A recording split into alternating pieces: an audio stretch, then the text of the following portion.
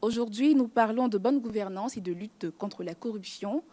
Pour ce faire, nous avons invité à ce micro la HABG, organe en charge de la prévention, de la lutte contre la corruption et plus globalement de la moralisation de la vie publique pour nous présenter l'état des lieux de leurs activités et répondre à toutes les préoccupations citoyennes sur ce sujet. Monsieur Dago Djiriga, merci d'être là. Vous êtes le directeur du traitement de la déclaration de patrimoine. Vous avez été désigné par le président de la Haute Autorité pour la bonne gouvernance, M. Epiphane Zorobi Balo, pour cet exercice. C'est maintenant avec votre mot introductif à ce pupitre, s'il vous plaît.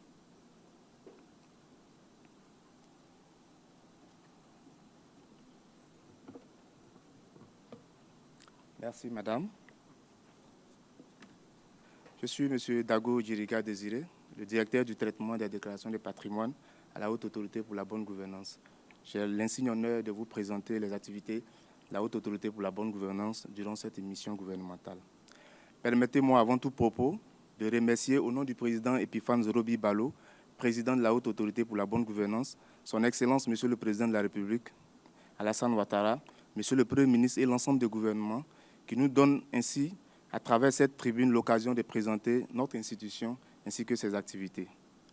Mon propos liminaire va s'articuler autour des 4 principaux points suivants.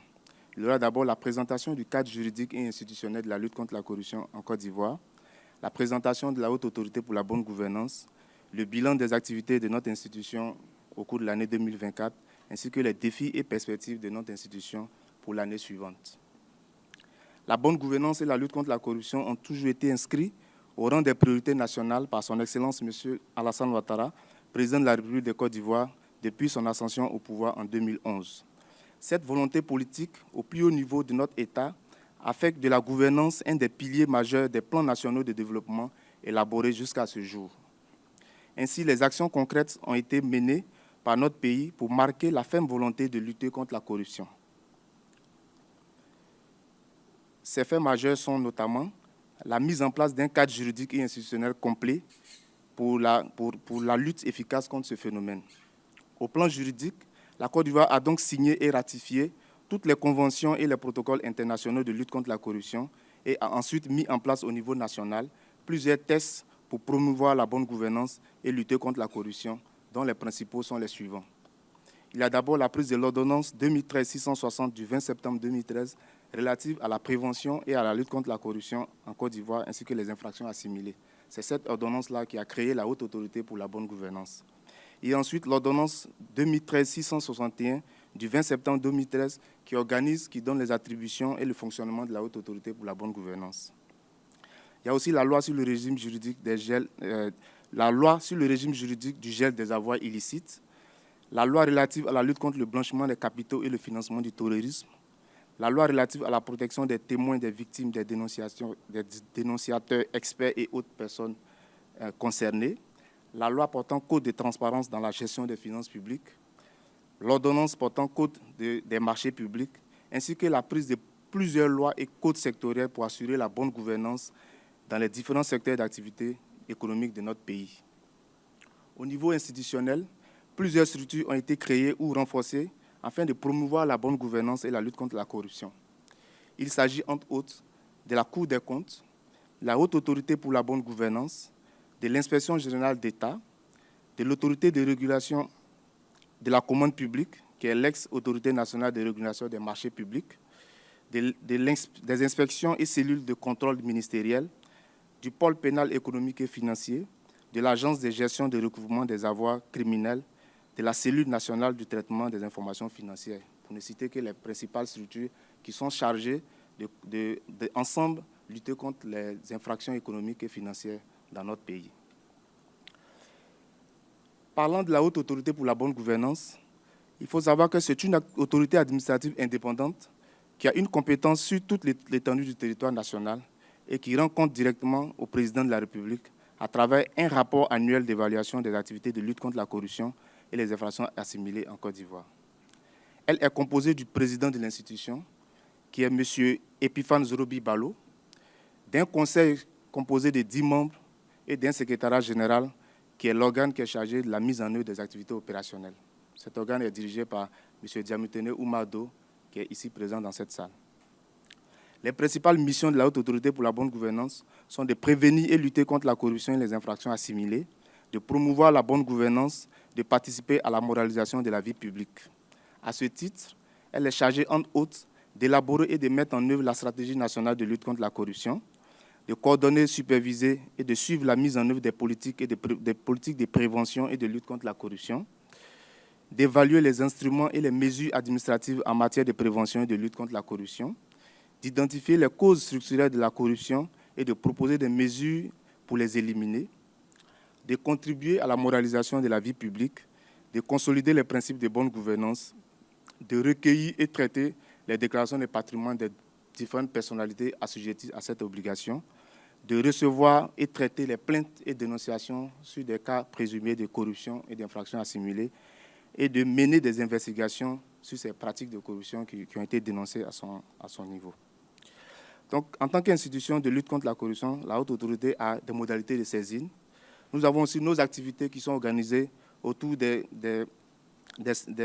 corps de métiers que sont la déclaration de patrimoine, donc la collecte et le traitement des déclarations de patrimoine, la coordination et l'évaluation des activités de lutte contre la corruption en Côte d'Ivoire, l'investigation et les poursuites sur des cas de corruption et d'infractions assimilées, la sensibilisation et l'éducation des populations sur les méfaits de la corruption, et ainsi que les activités de coopération avec les autres structures impliquées dans la lutte contre la corruption, tant au niveau national qu'international. Dans tous ces corps de métier, nous allons faire le bilan des activités qui ont été réalisées par la HABG au cours de cette année, durant les échanges qui vont suivre mon mot introductif. Sur ce, je voudrais vous remercier.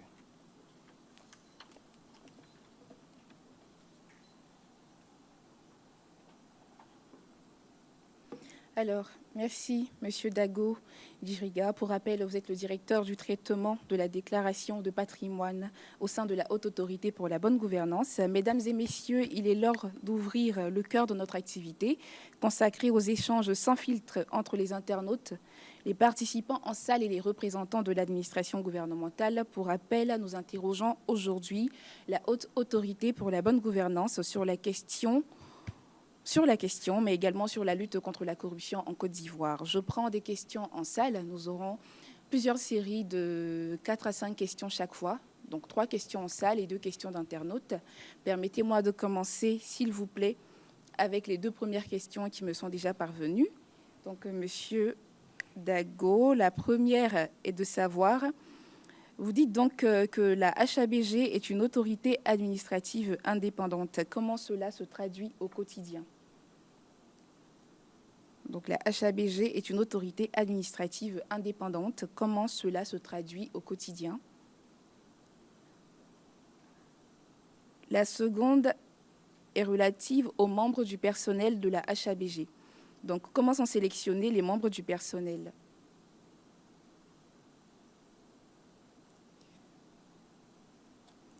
Merci. Alors, chers participants, nous prenons des questions en salle.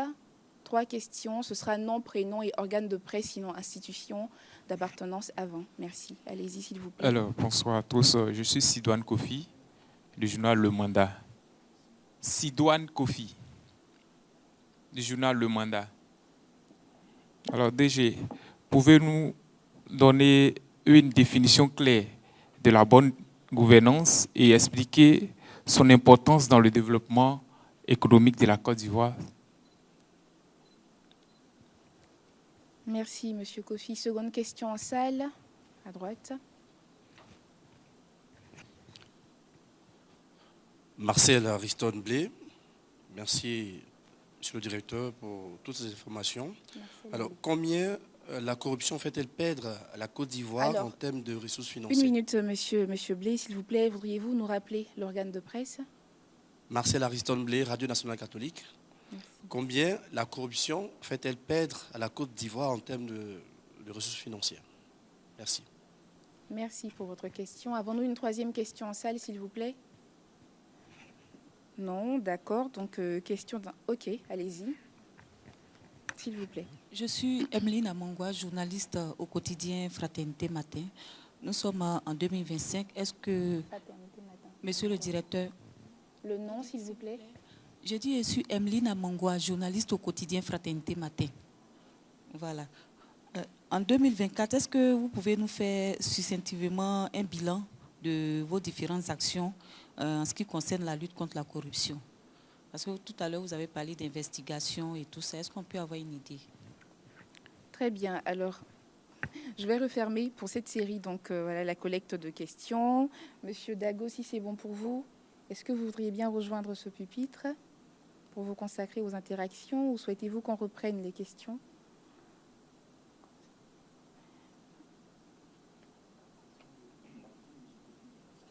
Monsieur Kofi du mandat.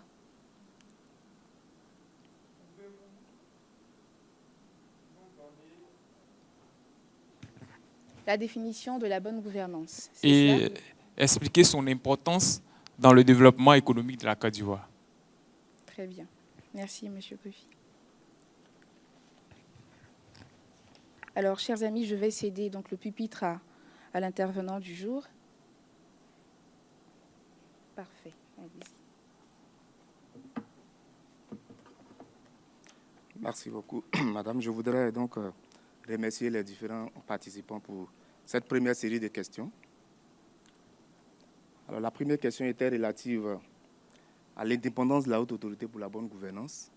Il faut dire que la Haute Autorité pour la bonne gouvernance a été mise en place par l'État de Côte d'Ivoire. C'est une émanation de la Convention des Nations Unies de lutte contre la corruption. Cette convention que la Côte d'Ivoire a ratifiée en 2012 demande aux États partis de mettre en place des organes qui sont indépendants de l'exécutif afin de lutter efficacement contre la corruption, étant donné que dans les missions de cet organe-là, la plupart des structures qui seront contrôlées et suivies sont des structures qui sont dans l'ordre des différents pouvoirs d'exécution au niveau de l'État. Donc cette indépendance est due au fait que la Haute Autorité pour la bonne gouvernance n'est rattachée à aucune structure gouvernementale et la Haute Autorité définit elle-même ses activités et elle les met en œuvre de façon indépendante. Elle doit seulement rendre compte à Monsieur le Président de la République à la fin de l'année à travers un rapport national d'évaluation des activités de lutte contre la corruption en Côte d'Ivoire. Donc voilà comment la Haute Autorité est une autorité administrative indépendante. Comment sont sélectionnés les agents de la Haute Autorité pour la bonne gouvernance? Il faut dire qu'à la Haute Autorité pour la bonne gouvernance, il y a deux types d'agents. Il y a des fonctionnaires et des contractuels. Les fonctionnaires agents de l'État sont affectés, sont mis à la disposition de la Haute Autorité et leur recrutement obéit aux différents mécanismes qui sont mis en place par l'État pour recruter les différents fonctionnaires de l'État à travers les différents concours qui sont organisés par le ministère de la fonction publique. En ce qui concerne les contrats qui sont les agents qui sont directement recrutés par la HABG, il faut dire que pour la plupart des recrutements au poste stratégique au niveau de la Haute Autorité pour la bonne gouvernance, cela se fait par appel à candidature. Si vous avez constaté récemment dans les différents médias, il y a un appel à candidature qui est actuellement en cours pour un recrutement de plusieurs directeurs et coordonnateurs au niveau de la Haute Autorité pour la bonne gouvernance. Donc, la plupart des personnalités qui sont recrutées à des fonctions de responsabilité à la Haute Autorité pour la bonne gouvernance se fait par appel à candidature en ce qui concerne les postes les plus sensibles. Donc, c'est l'appel à candidature qui est privilégié dans le cadre de recrutement du personnel de la Haute Autorité pour la bonne gouvernance.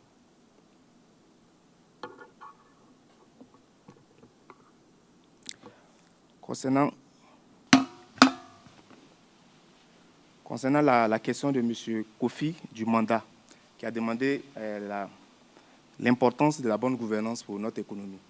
La gouvernance, d'abord, c'est tout ce qui est mis en place comme décision, comme structure, comme décision, comme organisation, comme institution, pour pouvoir gérer une organisation. L'organisation peut être une entreprise, ça peut être l'État lui-même, ça peut être l'économie nationale, dans le cas de la question qu'il apporte.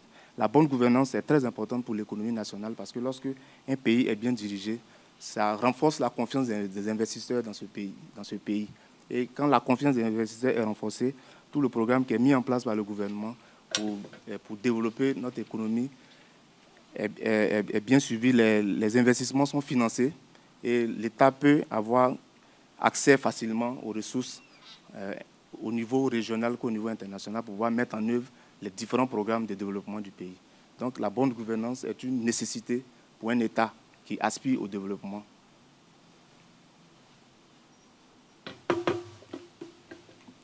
Alors pour la question de Mme Amangwa de Fratmat, qui concerne le bilan des activités de la Haute Autorité pour la bonne gouvernance. Je ne sais pas si je peux répondre. Oui, c'est cela. Allez-y déjà pour le corps de métier qu'elle a évoqué, c'est cela. C'est la lutte contre... Voilà, de la lutte contre la corruption. Oui, la lutte contre la corruption. Dans le cadre de la lutte contre la corruption, j'avais précisé que les activités de la Haute Autorité se font à travers les différents corps de métiers de la Haute Autorité pour la bonne gouvernance. Donc, si je dois faire le bilan des activités de la HABG sur la lutte contre la corruption, ça sera le bilan tel que nous l'avons prévu dans tous les corps de métiers. Donc, d'abord, à commencer par la déclaration des patrimoines. Voilà. La déclaration des patrimoines est une obligation constitutionnelle. C'est la Constitution, à son article 41, qui met à la charge des différents responsables publics l'obligation de déclarer leurs biens, aussi bien en début de fonction qu'en fin de fonction. Et les personnalités assujetties à cette obligation sont présentes dans les 3 pouvoirs d'exercice de notre pays. D'abord, au niveau du pouvoir exécutif, on a le président de la République, le vice-président de la République et le personnel de la Haute Autorité pour la bonne gouvernance, notamment le président de la Haute Autorité, le secrétaire général, les directeurs ainsi que les chefs de service qui sont assujettis à cette obligation devant la Cour des comptes. Donc, c'est les 3 catégories d'assujettis qui font leur déclaration de patrimoine à la Cour des comptes, devant la Cour des comptes. À côté de cela, à partir de Monsieur le Premier ministre, tous les membres du gouvernement, tous les responsables des différentes structures publiques, tous les responsables des administrations, les directeurs de cabinet, les directeurs généraux, jusqu'aux directeurs centraux d'administration, sont assujettis à la déclaration de patrimoine à la Haute Autorité pour la bonne gouvernance. À côté de ces personnes qui occupent les hautes fonctions dans l'administration, il y a aussi ceux qui sont impliqués dans la gestion des ressources publiques. C'est dans cette catégorie que nous trouvons les gestionnaires administrateurs de crédit budgétaire, les comptables publics, ainsi que les principaux responsables des régies financières de l'État. Donc ça, c'est au niveau du pouvoir exécutif. On a aussi, au niveau des pouvoirs déconcentrés, les élus locaux, notamment les maires et les adjoints aux maires, les présidents des conseils régionaux et les vice-présidents des conseils régionaux sont aussi assujettis à cette obligation. Au niveau du pouvoir législatif, nous avons tous les élus, notamment les députés et les sénateurs qui sont assujettis à cette obligation. Et pour terminer, au niveau du pouvoir judiciaire, nous avons tous les magistrats. Dès l'instant où vous êtes magistrat, vous êtes assujetti à cette obligation. Donc la Haute Autorité pour la bonne gouvernance est chargée donc de recevoir les déclarations de patrimoine de toutes ces personnes que j'ai indiquées. Au titre de cette activité, en 2024, en plus des activités, des déclarations de patrimoine que la Haute Autorité collecte au niveau de son siège ici à Abidjan, la Haute Autorité a effectué aussi des missions à l'intérieur du pays, dans 6 régions, afin de permettre aux assujettis qui sont dans ces régions-là de pouvoir déclarer leur patrimoine. Et ces missions-là ont déjà permis de collecter à l'intérieur du pays, au niveau de l'année 2024, 532 déclarations de patrimoine. Mais globalement, au cours de l'année 2024, du 1er janvier au 31 décembre 2024, la Haute Autorité a réceptionné 1244 déclarations de patrimoine de prise de fonction. Et ces 1244-là, lorsqu'on les ajoute à l'ensemble des déclarations de patrimoine que la Haute Autorité a reçues depuis sa création, nous avons aujourd'hui 9 457 déclarations de patrimoine de prise de fonction sur un total de 10 393 déclarations attendues au niveau de notre institution. Ce qui nous donne un taux de déclaration de patrimoine de 90,99%, contre 83% au 31 décembre 2023. Dans cette activité, on a eu une hausse du taux de déclaration de patrimoine d'environ 7% au cours de l'année 2024. Cette statistique peut être détaillée beaucoup plus tard par type d'assujetti, si vous le souhaitez. Mais il faut dire aussi que la loi prévoit des sanctions en matière de déclaration de patrimoine pour notamment les personnalités qui refusent de déclarer leur patrimoine, en tout cas qui sont réticentes à déclarer leur patrimoine. Dans ce cas, la Haute Autorité pour la bonne gouvernance a décidé depuis fin 2023 de mettre en œuvre les sanctions qui sont prévues par la loi en matière de refus de déclaration de patrimoine. Et ça, ces sanctions-là commencent par la délivrance d'une mise en demeure à ces assujettis-là. Donc, à ce jour, la Haute Autorité pour la bonne gouvernance a délivré 237 mises en demeure par voie de commissaire de justice à des assujettis qui sont réfractaires à la déclaration de patrimoine. Et parmi ces 237 assujettis qui ont reçu des mises en demeure, 19 n'ayant pas respecté les délais qui leur avaient été impartis dans la mise en demeure ont vu leur dossier transmis au pôle pénal économique et financier pour des poursuites judiciaires. Et parmi ces 19 assujettis-là, nous avons des assujettis de toutes catégories. Nous avons des directeurs de cabinet, nous avons des directeurs généraux des structures publiques et des responsables financiers des entreprises publiques. Donc, toutes les catégories d'assujettis sont prises en compte dans le cadre des sanctions. Personne n'est épargné. Au niveau des activités de coordination et d'évaluation des activités de lutte contre la corruption en Côte d'Ivoire, la Haute Autorité pour la bonne gouvernance avait déjà, au cours des années précédentes, élaboré la stratégie nationale de lutte contre la corruption. Cette stratégie-là a été adoptée par le gouvernement le 12 juin 2024 pour un coût global de 15 milliards de francs CFA. Et pour la mise en œuvre de cette stratégie, la Haute Autorité pour la bonne gouvernance a élaboré cette année le programme national de lutte contre la corruption sur la période 2025-2028, qui est la période de la stratégie nationale de lutte contre la corruption. Ce programme-là est l'instrument opérationnel qui va nous permettre de mettre en œuvre la stratégie nationale de la lutte contre la corruption. Donc, ce programme a été élaboré cette année 2024. C'est un actif de la Haute Autorité pour la bonne gouvernance. Il y a aussi l'élaboration du plan stratégique, parce que, comme je l'ai dit tantôt, la Haute Autorité pour la bonne gouvernance lutte contre la corruption avec beaucoup d'autres structures. Donc, en tant que structure qui est chargée de la coordination de toutes ces activités de lutte contre la corruption, la Haute Autorité, en tant qu'institution, elle-même a élaboré son propre plan stratégique sur la période 2024-2026 au cours de cette année 2024. Ce plan a été élaboré et validé au niveau du Conseil qui est l'organe de décision.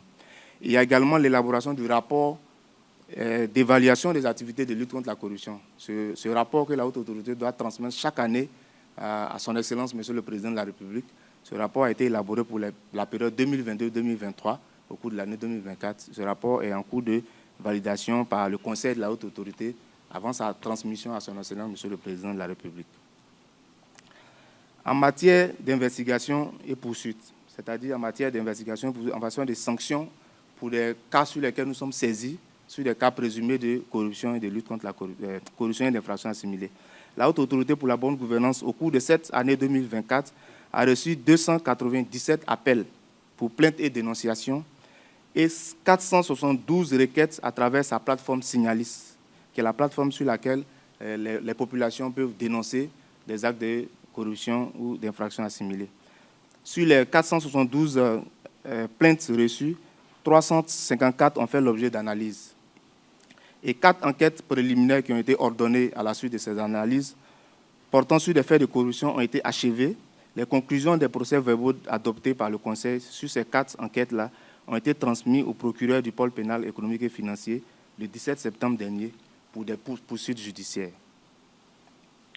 Il y a aussi une enquête de flagrance qui a été menée dans le secteur de la santé, notamment à l'Institut national d'hygiène publique. Cette enquête a abouti à l'interpellation de 3 agents publics qui ont été déférés au parquet près du pôle pénal économique et financier le 27 septembre dernier. Donc, en termes d'investigation et de poursuites au cours de cette année 2024, voilà un peu les résultats que nous pouvons donner. Mais après, on peut aussi donner l'ensemble des résultats sur la période, sur l'ensemble de la période depuis la création de la Haute Autorité. Au titre de la sensibilisation des populations sur les faits de corruption et d'infractions assimilées, nous avons la sensibilisation, nous avons fait des sessions de formation, parce qu'il faut dire que la Haute Autorité a déjà parcouru toute la Côte d'Ivoire en matière de sensibilisation. Les 31 régions de la Côte d'Ivoire ont déjà été parcourues par la Haute Autorité pour des campagnes de sensibilisation et de formation des populations sur les méfaits de la corruption. Au cours de ces campagnes-là, des comités locaux d'intégrité ont été installés, des plateformes anticorruption ont été installées dans ces villes, dans ces régions de Côte d'Ivoire pour permettre aux populations, au niveau local, de pouvoir dénoncer des faits de corruption qui ont lieu dans les régions à ces différents outils qui ont été mis en place par la Haute Autorité, afin que l'information soit remontée au niveau central au fur et à mesure qu'elle soit disponible. Donc cette année, la Haute Autorité a organisé, toujours dans le cadre de l'éducation et de la formation, une session de formation au profit des magistrats, des cours et des tribunaux sur les conséquences et les risques de la corruption et l'application des normes et les principes de bonne gouvernance et de la lutte contre la corruption. Il y a aussi notamment la célébration traditionnelle des journées internationales de lutte contre la corruption et les infractions assimilées. Donc voilà un peu, madame, globalement, les réponses que nous pouvons apporter à cette question sur... Merci, monsieur le directeur. Alors, chers participants, monsieur le directeur, nous n'avons pas abordé la préoccupation de monsieur AB, c'est ça, monsieur B. Le coût de la corruption. Oui. Combien la corruption coûte à la Côte d'Ivoire, c'est cela, annuellement en moyenne? Bon, selon la Haute Autorité pour la bonne gouvernance est actuellement en train de mener ses propres études sur l'évaluation de la corruption dans notre pays pour nos propres études en interne. Mais la littérature montre que, d'après les études de la Banque mondiale, la corruption c'est une perte de plus de 1000 milliards de francs CFA par an, en moyenne, que la corruption fait perdre à nos économies, de façon générale. Mais pour avoir les données actualisées sur l'importance du phénomène de la corruption dans notre pays, la Haute Autorité pour la bonne gouvernance est en train de conduire des études endogènes qui vont nous permettre à nous-mêmes d'évaluer de façon réelle le coût réel de la corruption pour notre économie. Ces études-là sont en cours et lorsqu'elles seront disponibles, la Haute Autorité pourra d'elle-même vous donner un chiffre exact sur le coût de la corruption dans notre pays. Mais pour le moment, nous en tenons aux chiffres qui sont annoncés par les organisations internationales de façon générale. Très bien. Merci, monsieur le directeur. Alors, nous poursuivons avec des questions en salle. Avons-nous des questions en salle? Allons-y, micro, s'il vous plaît. Ce sera nom, prénom et institution ou organe de presse avant, s'il vous plaît. Je réponds au nom de Naomi Bamba. Je viens de Civis Côte d'Ivoire. Alors, très beau bilan. Naomi Bamba, c'est oui, ça. Civis Côte d'Ivoire. Civis Côte d'Ivoire. Alors, monsieur, comment la Haute Autorité pour la bonne gouvernance prévoit-elle sensibiliser davantage la population à ses droits en matière de gouvernance et de bonne administration? Comment la Haute Autorité prévoit-elle sensibiliser davantage la population à ses droits en matière de gouvernance et de bonne administration? Merci, madame. Seconde question. Allez-y, s'il vous plaît. Bonsoir à tous. Je réponds au nom de Saraka Frédéric de Civis Côte d'Ivoire. Saraka Frédéric, Civis Côte d'Ivoire. Comment la HKB évalue l'impact des mesures prises pour promouvoir l'intégrité et l'éthique des agents publics? Comment la HABG prend des mesures pour promouvoir l'intégrité et l'éthique des agents publics? Oui. Évalue l'impact. Les mesures prises pour promouvoir l'intégrité et l'éthique des agents publics. Merci. Avons-nous une troisième question en salle? Bonjour, monsieur le directeur. Je suis Malawa Bertin, du quotidien Les Patriotes. Quel est le délai requis pour sanctionner les réfracteurs? Et puis, ma deuxième préoccupation, c'est que quels mécanismes concrets ont été instaurés pour détecter, prévenir et sanctionner les actes de corruption à tous les niveaux de l'administration publique? Quels mécanismes concrets ont été instaurés pour détecter, prévenir et sanctionner les actes de corruption à tous les niveaux de l'administration publique? Très bien. Alors, nous prendrons exceptionnellement une cinquième question en salle. Allez-y, s'il vous plaît. Bonsoir. Éric Dou, de la Garde citoyenne. Éric Dou. Vous avez, monsieur, évoqué le rapport que la HABG remet au président de la République.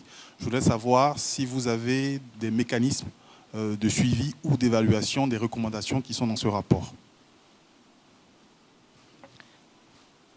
Très bien. Merci, monsieur Dou. Alors, monsieur le directeur, est-ce que c'est bon pour vous au niveau de la prise de notes?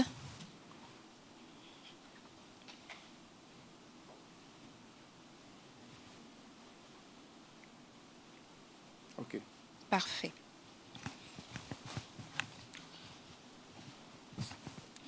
Merci beaucoup, chers participants, pour cette deuxième série de questions. Madame Naomi Bamba de Civis Côte d'Ivoire a demandé comment la Haute Autorité pour la bonne gouvernance va sensibiliser davantage les populations sur les risques de corruption, sur leurs droits en matière de corruption. Il faut dire, comme je l'ai dit tantôt, la sensibilisation et l'éducation des populations sur les méfaits de la corruption et les droits en matière de corruption et d'infraction assimilée est un corps de métier au niveau de la Haute Autorité pour la bonne gouvernance. On a une direction qui est spécifiquement chargée de faire les campagnes de sensibilisation et de l'éducation et de formation des populations. Dans cette stratégie-là, nous avons, dans cette mesure, nous avons plusieurs stratégies. Il y a d'abord les campagnes traditionnelles de sensibilisation des populations qui vont continuer. Mais dans le cadre de l'éducation, il faut dire que la HABG est en train de développer deux principaux outils. Il y a d'abord, au niveau du système éducatif, il y a depuis quelques années, la Haute Autorité pour la bonne gouvernance élabore les curricula et les modules de formation sur la lutte contre la corruption en Côte d'Ivoire. Ces modules-là qui vont être à terme introduits dans le système éducatif ivoirien vont permettre de former les populations depuis les bas âges jusqu'aux écoles, jusqu'à dans les universités et les écoles de formation publiques et parapubliques. C'est un projet de la Haute Autorité pour la bonne gouvernance qui peut à terme permettre d'induire un changement de comportement au niveau des populations lorsqu'ils seront bien informés sur leurs droits et devoirs en matière de lutte contre la corruption et l'infraction assimilée. Mais à côté de cela, pour les personnes qui sont déjà actives, la Haute Autorité a un gros projet. Le président de la Haute Autorité l'a annoncé dans son discours hier lors de la présentation des vœux. C'est une priorité pour la Haute Autorité pour la bonne gouvernance. C'est la mise en place d'une académie une académie de formation, de leadership anticorruption, une académie de bonne gouvernance et de leadership anticorruption qui sera mise en place et qui sera chargée de la formation des personnes qui sont déjà actives sur les faits, sur la lutte contre la corruption, les infractions assimilées et sur la promotion de la bonne gouvernance. Cette académie, les travaux préparatoires à la mise en place de cette académie sont déjà très avancés et l'académie sera prochainement mise en place au cours du premier trimestre de l'année 2025, comme l'a annoncé le président de la Haute Autorité pour la bonne gouvernance lui-même au cours d'une cérémonie hier. Donc ce sont ces différents mécanismes-là qui vont permettre à la Haute Autorité pour la bonne gouvernance, les années à venir, de sensibiliser, de former et d'éduquer davantage les populations sur les faits, les méfaits de la corruption, ainsi que sur la promotion de la bonne gouvernance et les infractions assimilées. Voilà ce qu'on peut dire sur cet élément-là. M. Saraka a demandé comment la Haute Autorité va mesurer l'impact des mesures qui sont prises, les mesures qui sont prises pour encourager l'intégrité des agents publics dans le système. Comme je l'ai dit, la Haute Autorité pour la bonne gouvernance est en train de faire une étude sur la corruption en Côte d'Ivoire. Cette étude-là, c'est une étude vraiment détaillée qui va nous permettre de définir des indicateurs précis avec lesquels nous, au plan endogène, nous allons mesurer, mais non seulement mesurer, mais évaluer l'impact de tout ce que nous faisons, toutes les mesures qui sont mises en œuvre dans le cadre de la lutte contre la corruption. Ces études-là sont en cours, donc n'ont pas encore permis de définir tous les indicateurs et les sous-indicateurs qui vont nous permettre d'évaluer réellement les impacts de ces mesures-là sur l'intégrité des agents publics. Pour le moment, cette évaluation, comme je l'ai dit, est faite à travers le rapport national d'évaluation des activités de lutte contre la corruption. Ce rapport-là, à l'occasion de ce rapport, la Haute Autorité pour la bonne gouvernance reçoit de toutes les structures qui sont impliquées dans la promotion de la bonne gouvernance et la lutte contre la corruption en Côte d'Ivoire, reçoit les rapports des activités de toutes ces structures-là qui nous permettent d'évaluer les activités qui ont été mises en place et qui ont été réalisées pour pouvoir rendre compte à son Excellence, Monsieur le Président de la République, et lui faire les recommandations des différents acteurs et pour permettre à Monsieur le Président de la République de prendre des mesures pour renforcer la lutte contre la corruption en Côte d'Ivoire. Voilà. Donc, en attendant la réalisation de ces études endogènes qui vont nous permettre d'avoir des indicateurs précis, qui vont permettre d'évaluer ces mesures, comme je l'ai dit tantôt, cette étude-là est en cours.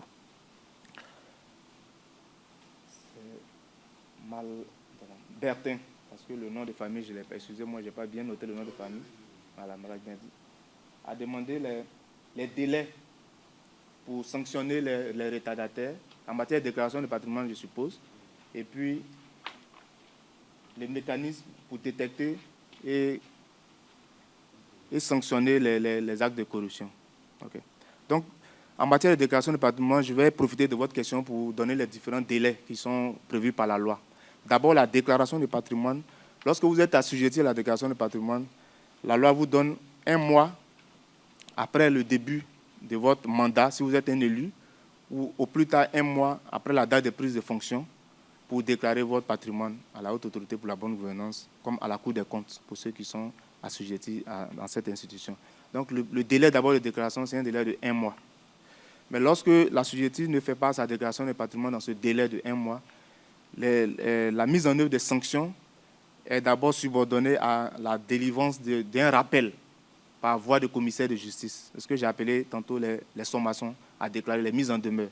Lorsque l'assujetti reçoit une mise en demeure, il a 3 mois pour venir faire sa déclaration de patrimoine. Donc, vous voyez qu'il y a un délai supplémentaire de 3 mois qui s'ajoute au délai légal de 1 mois qui était déjà là. Donc, après la sommation, l'assujetti a 3 mois pour faire sa déclaration.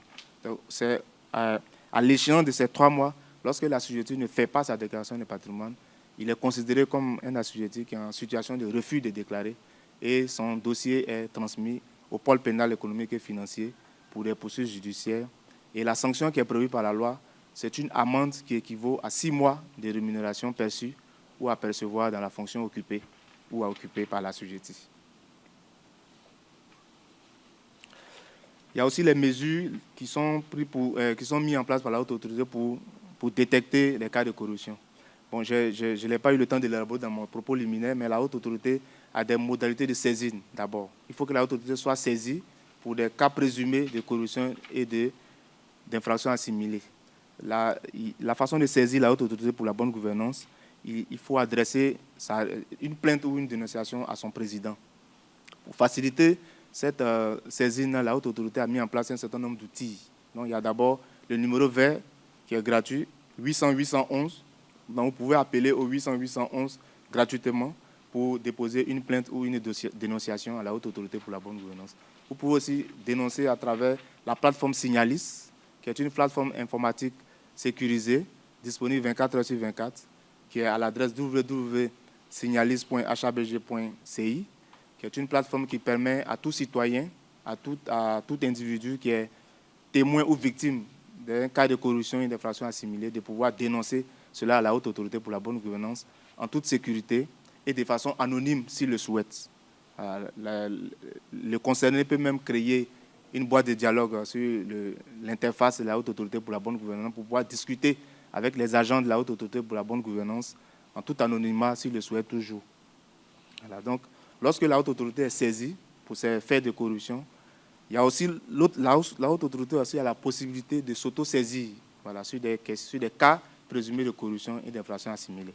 Donc, lorsque la haute autorité est saisie d'une façon ou d'une autre, soit par une personne ou bien d'elle-même d'un cas de corruption, la direction chargée des investigations et poursuites de la haute autorité pour la bonne gouvernance, qui a à son sein des agents qui sont des officiers de police judiciaire, sont chargés de mener les différentes analyses d'abord, de venir présenter devant le conseil de la haute autorité pour la bonne gouvernance, qui est l'organe de décision de l'institution, les dossiers de plainte et de dénonciation qu'ils ont reçus. Et lorsque le conseil estime ou bien juge qu'il y a des éléments substantiels qui permettent d'ouvrir une enquête sur des cas présumés de corruption et d'infractions assimilées, la direction d'investigation et des poursuites est chargée maintenant de mener de façon, on va dire, détaillée une investigation à l'effet de rechercher des éléments de preuves qui peuvent permettre de traduire les contrevenants au niveau de la justice. Bon, il y a plusieurs mécanismes aussi qui ont été mis en place pour faciliter le travail de cette direction, notamment la coopération avec les autres structures chargées des enquêtes économiques et financières de façon générale.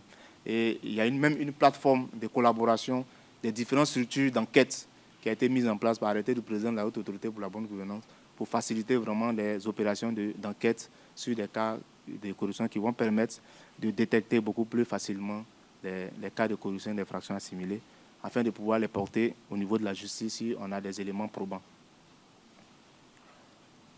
Monsieur Eric, c'est ça, Dou, a demandé les mécanismes de suivi des recommandations qui sont dans les rapports adressés au chef de l'État. Donc chaque année, comme je l'ai dit, la haute autorité pour la bonne gouvernance élabore, on va dire en liaison avec les autres structures qui sont chargées, qui sont impliquées dans la lutte contre la corruption, un rapport national d'évaluation des activités de lutte contre la corruption. Et effectivement, dans ces rapports-là, il y a des recommandations qui sont faites à l'endroit soit des structures elles-mêmes ou bien à l'endroit de Monsieur le Président de la République à l'effet de renforcer la lutte contre la corruption et les infractions assimilées. Il va sans dire qu'au niveau de la haute autorité pour la bonne gouvernance, on a notre direction de la coordination et de suivi de l'évaluation des activités de lutte contre la corruption qui est chargée de faire le point de toutes les recommandations qui ont été faites dans les rapports qui ont été élaborés en année N-1 pour pouvoir s'assurer de les prises en compte dans l'élaboration des rapports des années à venir. Donc, des recommandations qui ont été faites à des structures spécifiques sont suivies de telle sorte qu'on puisse s'assurer que ces structures-là les mettent en œuvre pour ne pas que ces mêmes recommandations reviennent dans les rapports qui vont être élaborés au cours de l'année à suivre. Voilà, donc, ces différentes recommandations-là font vraiment l'objet d'un suivi très, très, très régulier pour s'assurer que ces recommandations sont mises en œuvre par les personnes concernées. Merci, Monsieur le Directeur. Alors, avant-dernier tour de salle pour une troisième collecte de questions. Nous prendrons 3 questions en salle. Est-ce que nous avons des questions en salle? Questions en salle? Non. Ok, d'accord alors. Ce sera nom, prénom et institution avant, s'il vous plaît. Bonjour, je suis Dr Christophe Kwame de Civis Côte d'Ivoire. Je remercie la CICG et la Haute Autorité de la Bonne Gouvernance pour cet exercice de transparence qui nous satisfait au plus haut point. Et ce qui m'amène à ma question et à ma préoccupation, je voulais savoir quelles sont les perspectives d'évolution ou d'amélioration la Haute Autorité pour la Bonne Gouvernance envisage-t-elle pour renforcer ses missions et surtout s'adapter aux défis actuels de la gouvernance en Côte d'Ivoire que nous le savons lors de l'introduction, Monsieur le directeur a bien voulu partager avec nous. Merci. Merci, docteur. Avons-nous d'autres questions en salle? Tout droit devant. Alors, toujours Sidoine Kofi, du quotidien Le Mandat. Alors, comment se déroule le processus de déclaration de patrimoine pour les agents publics en Côte d'Ivoire? Le processus de déclaration. Merci pour cette question. Troisième question en salle. Pas de questions. D'accord, alors je poursuis avec 3 questions d'internautes. Okay. La première, c'est de savoir, alors je cite, « Vous encouragez les populations à dénoncer les cas de corruption, mais qu'est-ce qui est fait pour assurer l'anonymat et la sécurité des lanceurs d'alerte ?» Donc, qu'est-ce qui est fait pour assurer l'anonymat et la sécurité des lanceurs d'alerte? La quatrième question. Comment intervenez-vous dans la gestion des conflits entre employés et responsables dans les administrations publiques?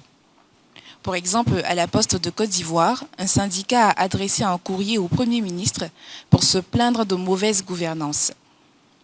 Comment intervenez-vous dans ce cas? Entre les agents? Entre les agents publics et les responsables des administrations. Voilà. La 5e préoccupation, je cite, « Récemment, des membres de la gendarmerie et la police nationale se sont retrouvés mêlés à des trafics de drogue. Quelle stratégie avez-vous mis ou comptez-vous mettre en place pour rassurer la population sur le fait qu'elle peut continuer à avoir confiance en ces institutions? » Donc, comment travaillez-vous à rassurer la population sur la confiance aux institutions? Voilà. Ce sont des questions anonymes. Allez-y pour les réponses, s'il vous plaît. D'accord. Merci beaucoup pour cette 3e série de questions.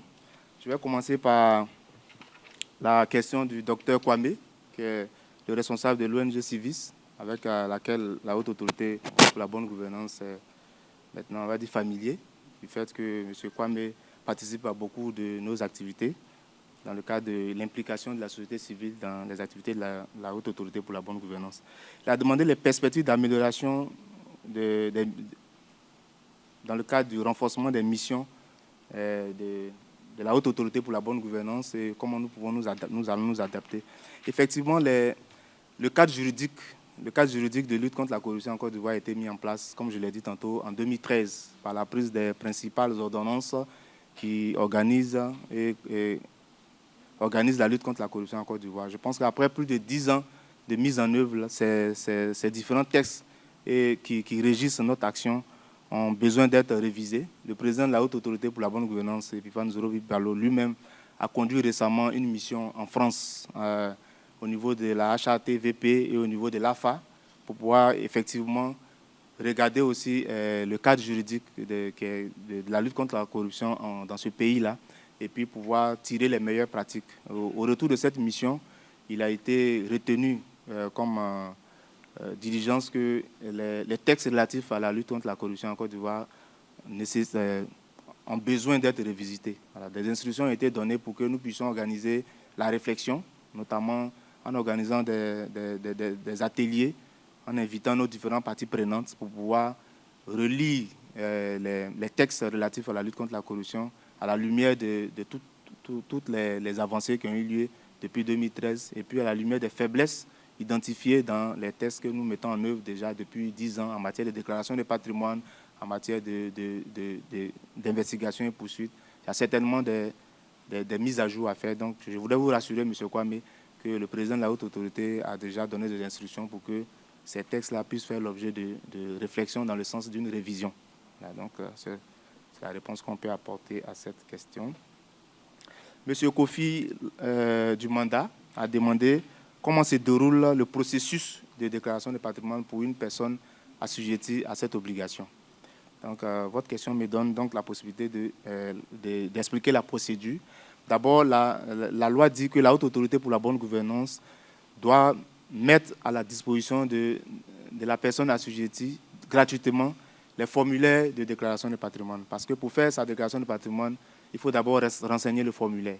Donc, les formulaires sont élaborés et mis gratuitement à la disposition de l'assujetti par la Haute Autorité pour la bonne gouvernance. L'assujetti peut soit lui-même se rendre à la Haute Autorité pour la bonne gouvernance au siège pour retirer ces formulaires, ou bien en faire la demande sur le site internet de la Haute Autorité www.habg.ci. Il fait la demande des formulaires de déclaration de patrimoine qu'on lui envoie pour qu'il puisse les renseigner.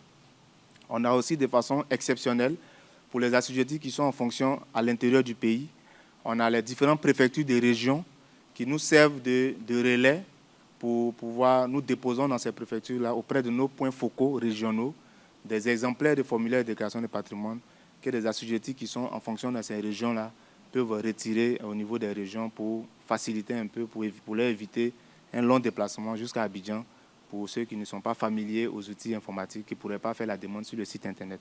Donc, une fois le formulaire renseigné, il faut dire que dans le cadre aussi du renseignement, du remplissage du formulaire, il y a un dispositif d'assistance qui est mis en place au niveau de la Haute Autorité. L'assujetti peut soit appeler un agent à la Haute Autorité pour la bonne gouvernance pour se faire expliquer, mais nous avons élaboré ce qu'on appelle le guide du déclarant.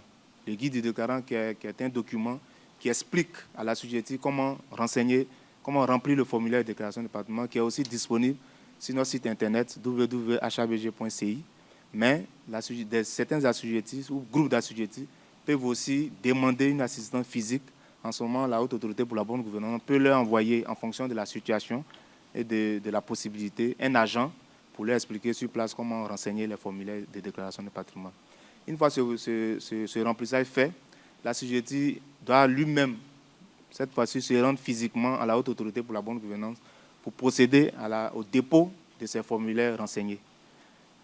Donc, une fois qu'il vient déposer ses formulaires, la Haute Autorité enregistre sa déclaration de patrimoine, lui remet un récépissé de déclaration, plus une copie physique de sa déclaration de patrimoine.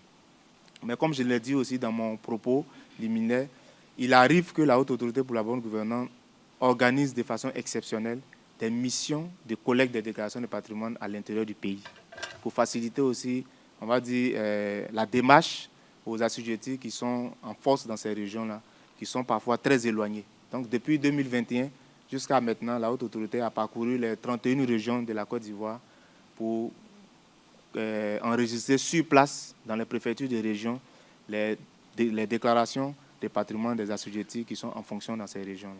Donc, voilà un peu la procédure et le mécanisme de facilitation qui a été mis en place par notre institution pour faciliter les déclarations de patrimoine des différentes personnalités assujetties à cette obligation. On a la troisième question qui est: quelles sont les dispositions prises par la Haute Autorité pour la bonne gouvernance pour assurer la protection et l'anonymat des lanceurs d'alerte? C'est bien ça, la question anonyme des internautes. Alors, je l'ai dit tantôt, d'abord, le système qui a été développé par la Haute Autorité pour la bonne gouvernance pour recueillir les plaintes et dénonciations est entièrement sécurisé et il est anonyme. Il n'est pas totalement anonyme, mais l'assujetti peut, celui qui dépose sa plainte ou sa dénonciation peut choisir de le faire de façon anonyme. Donc, c'est laissé au choix de celui qui dépose la plainte. Donc, si le lanceur d'alerte souhaite déclarer son identité, il a la possibilité. Mais s'il souhaite garder l'anonymat, il a aussi la possibilité de garder l'anonymat tout au long du processus. Donc, même pendant qu'il échange les documents avec les personnels de la Haute Autorité pour la bonne gouvernance, son anonymat est toujours préservé. Ça, c'est du point de vue technique. Mais il faut dire aussi que la Côte d'Ivoire, je l'ai cité dans les lois que j'ai citées dans mon propos liminaire, la Côte d'Ivoire dispose d'une loi sur la protection des dénonciateurs et des dénonciateurs victimes et autres experts qui participent dans la lutte contre la corruption. Cette loi-là est déjà prise et il y a le bureau de protection des dénonciateurs qui est mis en place au niveau du ministère de la Justice et qui est en cours d'opérationnalisation et qui va permettre de renforcer la protection des personnes qui dénoncent les actes de corruption. C'est un peu différent pour les lanceurs d'alerte. Si vous avez suivi l'activité au cours de la journée africaine de lutte contre la corruption, la haute autorité a déjà initié les discussions avec les autres partenaires qui sont impliqués dans la lutte contre la corruption en Côte d'Ivoire sur la nécessité, en plus de la loi sur les dénonciations, de prendre une loi spécifique qui va protéger spécifiquement les lanceurs d'alerte dans notre pays. Donc ce processus est en cours. Si le choix est définitivement fait d'avoir, en plus de la loi sur la protection des dénonciateurs, une loi spécifique pour les lanceurs d'alerte, les services sont déjà activés pour que cette loi-là soit rédigée au plus tôt possible et qu'elle soit prise pour renforcer les mécanismes de protection des lanceurs d'alerte. Sinon, l'anonymat et la sécurité est déjà garanti par les systèmes qui sont en place et par les différentes lois qui ont déjà été prises dans le cadre de la lutte contre la corruption. Comment la Haute Autorité pour la bonne gouvernance intervient dans les conflits entre les agents et les responsables? Il faut dire, lorsque la Haute Autorité pour la bonne gouvernance est saisie de ces genres de situations, après analyse, en général, si on se rend compte qu'il n'y a pas de faits de corruption et d'infractions assimilés qui sont on va dire, mis en cause dans ces conflits-là en ce moment, cela ne relève pas de la compétence directe de la Haute Autorité pour la bonne gouvernance. Donc le dossier ne peut pas être instruit au niveau de la Haute Autorité pour la bonne gouvernance. Mais il y a un mécanisme à la Haute Autorité pour la bonne gouvernance qu'on appelle on renvoie la requête qu'on a reçue lorsque nous ne sommes pas compétents aux structures qui sont compétentes pour régler ce genre de questions et nous en faisons le suivi pour nous assurer que les mesures sont prises pour mettre fin soit au conflit ou bien à la situation qui a été apportée à la connaissance de la Haute Autorité pour la bonne gouvernance, mais qui ne constitue pas un fait de corruption ou d'infraction assimilée. Donc, c'est à travers ce mécanisme que la Haute Autorité intervient. Pour la cinquième question, des agents, je ne sais pas bien, des agents se seraient rendus coupables de trafic de drogue. Qu'est-ce que fait la Haute Autorité pour la bonne gouvernance pour renforcer la confiance des Ivoiriens dans les institutions? Bon, d'abord, la lutte contre le trafic de drogue n'est pas, comme je l'ai dit, n'est pas une attribution directe de la Haute Autorité pour la bonne gouvernance. Mais comme je l'ai dit, lorsque ces types d'opérations sont menées, que lorsque des faits qui ont trait à des actes de corruption et d'infractions assimilées, parce que dans le processus de lutte contre certains crimes, il peut s'avérer qu'il y ait des actes de corruption ou d'infractions sous-jacentes qui ont entraîné la commission d'un certain nombre d'infractions. Si ces actes-là concernent la Haute Autorité pour la bonne gouvernance, la Haute Autorité pour la bonne gouvernance mène des actions sur ces types de dossiers, quelle que soit la nature de l'agent public qui est concerné. Parce que la compétence de la Haute Autorité n'est pas distinctive par nature d'agent public. Lorsque des infractions de corruption ou des actes de corruption et d'infractions assimilées sont cités dans une affaire, la Haute Autorité pour la bonne gouvernance peut se saisir ou bien peut être compétente pour régler ce problème-là. Donc les populations peuvent continuer naturellement d'avoir confiance aux institutions. Et dans notre pays, plusieurs fois, des sanctions ont déjà été prises à l'encontre du personnel, on va dire, de l'armée ou de la police ou de la gendarmerie. Il y a le tribunal militaire qui, chaque année, fait des procès pour des personnes de cette catégorie-là. Donc, il n'y a pas de raison que la population n'ait pas confiance aux différentes institutions qui ont été mises en place par le président de la République pour lutter contre ces divers crimes de quelque nature que ce soit. Merci, monsieur le directeur. Alors, chers participants, chers invités, c'est la dernière série de questions. Est-ce que nous avons des questions en salle? Nous en prendrons. OK. D'accord, allez-y. Nous avons 2 questions en salle. Donc, ce sera 2 questions en salle et 3 questions d'internautes pour clôturer cette activité. Allez-y, s'il vous plaît. Bonsoir, monsieur. Je suis Traoré de Radio Côte d'Ivoire. Traoré, Radio Côte d'Ivoire, oui.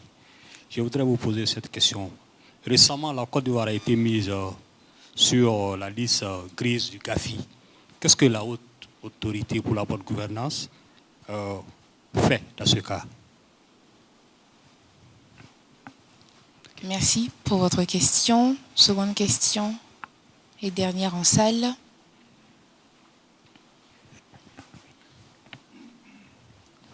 Malawa Bertin du quotidien Le Patriote. Comment définissez-vous le patrimoine? Merci, M. Malanwa. La question de M. Malanwa, c'était de savoir comment vous définissez le patrimoine. D'accord. Nous terminons avec ces 3 questions d'internautes, Monsieur le Directeur. La première, c'est de savoir combien de rapports publiez-vous chaque année? Combien de rapports la HABG publie chaque année? Quel est le mécanisme de production de ces rapports? Et quelle est la politique de vulgarisation des résultats inscrits dans ce rapport?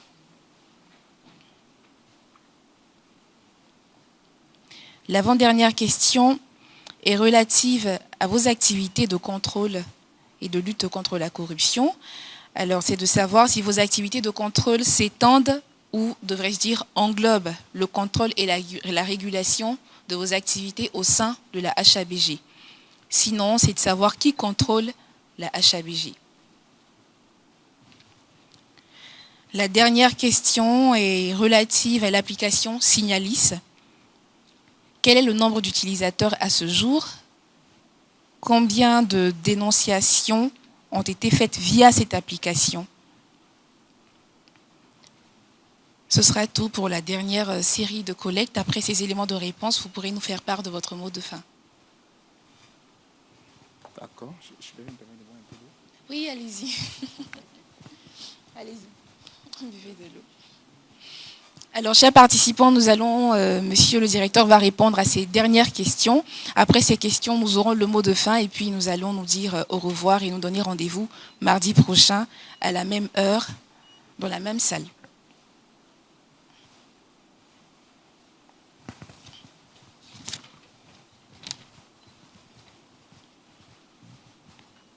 Merci beaucoup pour cette C'est moi.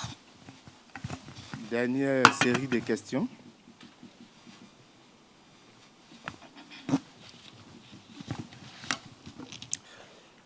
Monsieur Traoré a demandé que fait la haute autorité pour la bonne gouvernance dans le cadre de c'était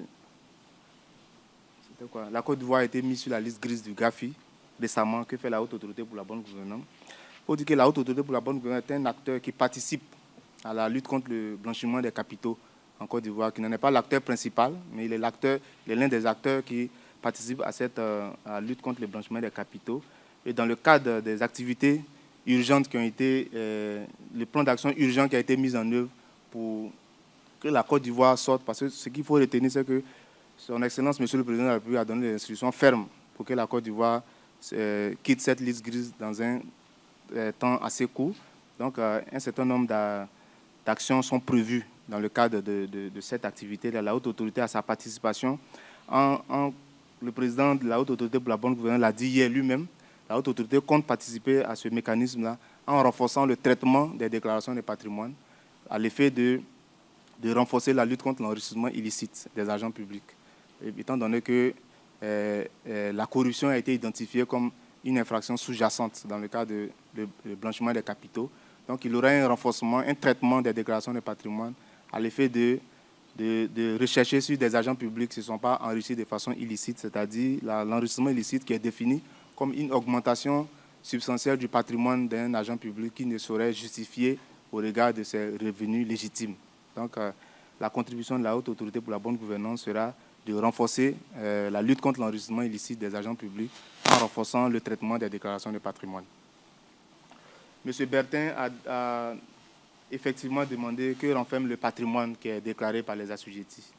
Donc, il faut dire que le patrimoine déclaré par les assujettis rassemble l'ensemble des biens de l'assujetti. On n'entend pas bien tout ce qui est d'abord des biens meubles, donc tout ce que l'assujetti détient comme revenu, donc les biens financiers, donc les revenus financiers d'abord, donc les revenus financiers, les titres que l'assujetti possède, les assurances auxquelles il a souscrit, les effets de commerce probables qu'il a, les avoirs en général, et tout ce qui est revenu lié à la fonction ou provenant de toute autre source. Donc l'assujetti déclare tout ce qu'il a comme revenu, aussi bien ses salaires, ses accessoires de salaire, mais s'il a des revenus locatifs, s'il a des revenus agricoles, s'il a des revenus pastoraux, s'il a une rente viagère, s'il a des revenus des pensions ou tout autre revenu provenant d'une activité quelconque. Donc, l'assujetti fait une déclaration de revenus. L'assujetti fait aussi la déclaration de tous ses biens meubles. Les biens meubles, on entend par biens meubles, en général, les biens d'abord que nous avons dans nos différents foyers, donc tout ce qui est biens que nous possédons, en général, avec lesquels nous pouvons nous déplacer à tout moment, donc tout ce qui est biens meubles à la maison, mais aussi les objets de valeur, donc tout ce qui est bijoux, tableaux, tout ça. Donc c'est l'ensemble de ces biens meubles que l'assujetti déclare. Il y a aussi des véhicules à moteur, donc tout ce que l'assujetti possède comme engin à moteur, véhicules, voitures, avions, motos, bateaux, tout ce qui est à moteur, l'assujetti déclare. L'assujetti déclare également tous les biens immeubles. Donc on entend par biens immeubles les biens par définition qui ne peuvent pas être déplacés. Donc en général, ce sont des propriétés bâties ou non bâties, ou des biens meubles par destination. Et ensuite, l'assujetti déclare en contrepartie de ses avoirs, parce que tout ce qui est cité là sont les éléments de l'actif. Voilà, ce sont les éléments de l'actif. Mais en contrepartie de l'actif, l'assujetti déclare aussi ses engagements, donc notamment ses dettes. Donc si l'assujetti a contracté les dettes, parce que les dettes aussi peuvent concourir à acquérir des biens. Voilà, donc dans la déclaration de patrimoine, nous avons également les engagements de l'assujetti qui sont déclarés. Mais l'assujetti déclare ces biens-là aussi bien pour lui-même que pour son conjoint lorsqu'il est marié sous le régime de la communauté de biens. Et il déclare aussi les biens de ses enfants mineurs, de ses enfants lorsque ceux-ci sont mineurs et détiennent un patrimoine. Donc c'est l'ensemble de ces informations-là qui constituent la déclaration de patrimoine de l'assujetti qu'il vient déposer soit à la haute autorité pour la bonne gouvernance ou à la Cour des comptes en fonction de sa situation. Alors la haute autorité pour la bonne gouvernance produit combien de rapports? C'est ça, quel est le mécanisme de production ainsi que le système de vulgarisation des informations auprès de la population. La haute autorité pour la bonne gouvernance produit, on va dire, plusieurs types de rapports. Mais principalement, on a d'abord le rapport annuel d'évaluation des activités liées à la lutte contre la corruption. C'est le rapport qui était par la loi est produit et transmis à son Excellence, Monsieur le Président de la République. Je l'ai dit tantôt, ce rapport-là est produit en collaboration avec toutes les structures qui sont impliquées dans la lutte contre la corruption. Donc, nous collectons d'abord les rapports d'activité de toutes ces structures-là que nous analysons du point de vue de la lutte contre la corruption et des infractions assimilées. C'est toutes ces informations qui sont centralisées, analysées et compilées dans un rapport d'évaluation nationale qui est transmis exclusivement à son Excellence, Monsieur le Président de la République. Donc, ce rapport-là, va sans dire, n'est pas vulgarisé auprès de la population. Mais il y a le rapport d'activité de la haute autorité, elle-même en tant qu'institution, en tant que structure, qui élabore son rapport annuel d'activité. Donc, naturellement, en faisant l'évaluation de son programme national, de son plan national de travail. Donc, ce rapport-là est élaboré en collectant les informations sur toutes les activités qui sont menées par les différents départements de la haute autorité pour la bonne gouvernance. Ce rapport est produit chaque année et il est disponible, il est publié sur le site internet de la haute autorité pour la bonne gouvernance. Donc, c'est un rapport d'activité, je pense qu'on peut avoir accès. À côté de cela, il y a des rapports sectoriels, il y a des études, puisqu'on a une direction d'études. Donc, lorsque la haute autorité mène aussi également des études, on a déjà mené une étude sur la corruption en 2015 avec l'INS. On a aussi mené des études sur les cartographies des risques de corruption dans certaines administrations. Donc, ça amène la production des rapports. On a également, on va dire, des rapports sectoriels aussi que nous produisons. Donc, principalement, nous avons deux rapports, le rapport d'évaluation et le rapport d'activité. Mais à côté de cela, on a des rapports thématiques que nous produisons. Et en fonction de la sensibilité de l'information contenue dans ces rapports-là, ils sont soit vulgarisés directement auprès de la population à travers, au cours de nos différentes activités grand public, notamment la célébration des journées internationales de lutte contre la corruption ou bien les campagnes de sensibilisation au grand public. Les rapports qui sont destinés au public sont vulgarisés à ces occasions-là. Il y avait aussi une question qui était relative au contrôle et à la régulation en interne des activités de la HABG. Bon, il faut dire, comme je l'ai dit, la haute autorité pour la bonne gouvernance ne s'autocontrôle pas. d'abord dans le cadre on va dire, du contrôle général. Par exemple, prenons la déclaration de patrimoine.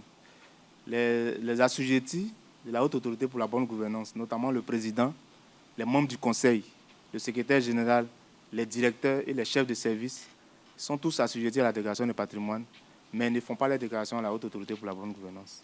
Nous faisons nos déclarations de patrimoine devant la Cour des comptes, donc qui est chargée de recueillir et contrôler les déclarations de patrimoine des agents de la HABG.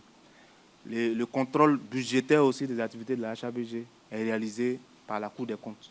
Donc ces contrôles-là ne sont pas effectués par la HABG. Mais en tant que structure, nous avons nos mécanismes internes de contrôle et suivi des activités pour s'assurer que la Haute Autorité pour la bonne gouvernance réalise ces activités en respectant les standards internationaux, en tout cas les standards en matière de mise en œuvre des activités. Donc ça, ce sont des contrôles, on va dire, internes de l'activité ou bien du comportement des agents de la HABG. Voilà, donc, voilà ce qu'on peut dire sur cet élément. Alors, Signalis. Je ne sais pas si la DIP est là, je ne sais pas si j'ai des informations détaillées sur Signalis depuis sa création. Mais via la plateforme Signalis, en 2014 déjà, nous avons reçu 472 requêtes, comme je l'ai dit. Maintenant, de façon globale, je sais pas, on a à peu près 900, voilà, à peu près 900 plaintes et dénonciations qui ont été faites à travers la plateforme Signalis. Voilà. Donc 428 en 2023, 472 en 2024. Donc c'est une plateforme sur les 2 années de création, d'existence, qui nous ont permis de collecter à 900 plaintes et dénonciations. Je pense que c'est une bonne dynamique. Et je voudrais profiter de votre micro pour inviter la population à utiliser davantage cette plateforme-là, parce qu'elle est sécurisée et elle conserve l'anonymat dans la dénonciation. Merci beaucoup, monsieur le directeur. Nous sommes à la fin de cette activité et nous écoutons votre mot de fin. Allez-y, s'il vous plaît. Alors, merci beaucoup, madame. Je voudrais tout d'abord remercier, au nom du président Epiphane Zorobi Balo, président de la Haute Autorité pour la bonne gouvernance, l'ensemble des participants à cette émission qui sont dans cette salle, mais aussi qui sont connectés sur les différentes plateformes du gouvernement et qui nous ont écoutés pendant tout ce temps à essayer de parler un peu des activités de la Haute Autorité pour la bonne gouvernance. Je voudrais profiter aussi de cette occasion pour réitérer l'appel du président de la Haute Autorité pour la bonne gouvernance. La lutte contre la corruption ce n'est pas seulement une affaire de la Haute Autorité pour la bonne gouvernance. C'est une synergie d'actions qui va permettre à notre pays de lutter efficacement contre ce phénomène qui a beaucoup de conséquences négatives sur notre économie. Donc l'appel que le président lance à tous les acteurs sont bien identifiés dans l'ordonnance 660 relative à la lutte contre la corruption et les infractions assimilées. Il y a d'abord les pouvoirs publics, mais il y a la société civile, il y a la population elle-même, au niveau de la société, il y a les journalistes qui doivent jouer leurs participants, la population elle-même. Nous les invitons à refuser la corruption, donc à la dénoncer à travers les différentes plateformes que nous avons indiquées, parce que, comme je l'ai dit, la corruption est un phénomène grave, la réponse doit être holistique, tout le monde doit y participer. Donc c'est une invitation à l'ensemble de la population, mais à l'ensemble de tous les acteurs qui sont visés par l'ordonnance comme acteurs de lutte contre la corruption, à se mobiliser pour permettre à notre pays de lutter efficacement contre ce phénomène. Je vous remercie.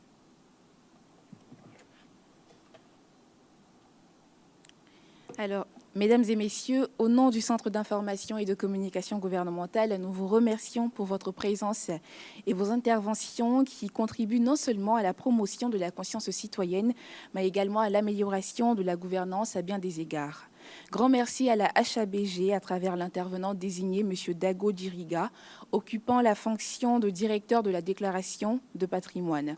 Nous prenons rendez-vous mardi prochain pour un autre sujet au cœur de la gouvernance publique en Côte d'Ivoire. À très bientôt.